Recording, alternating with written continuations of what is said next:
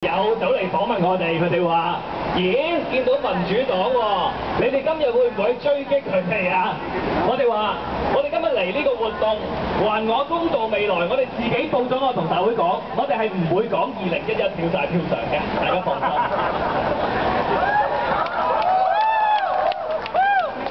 咁啦，我諗咧，大家咧，譬如去旅行啦，要搭飛機去到機場嘅候機室。都會聽到啲地勤人員咧講咩咧？咁首先就係話，梗係頭等嘅乘客上機先啦。有錢人咧就永遠都有啲福利嘅。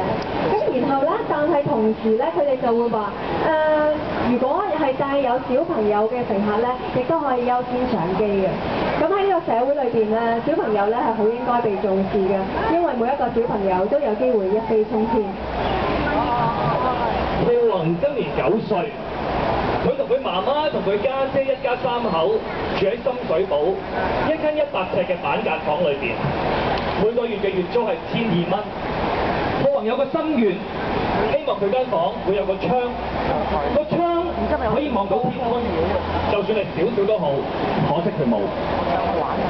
Adrian 都係9歲，夏天嘅時候佢間房會開冷氣，佢會開到20度，自己冚住一張羽絨被，淨係 Adrian 間房有90尺。浩宏佢好為食，好中意食零食，可惜佢冇零用錢。佢使嘅係佢媽媽定期幫佢增值嘅八達通，呢張八達通只不過係俾佢返學搭車、放學搭車，每程車由屋企去到學校要過7。如果浩宏佢為食，攞咗張八達通去便利店買麵食，跟住落嚟2日，佢就要行路返學放學啦。佢嘅願望係將來可以賺好多錢，買到好多嘢食，唔使捱肚餓。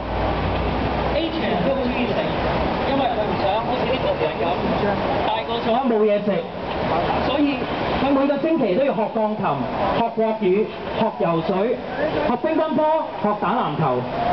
每一科 Adrian 都會揾一個專科嘅補習老師同自己補習。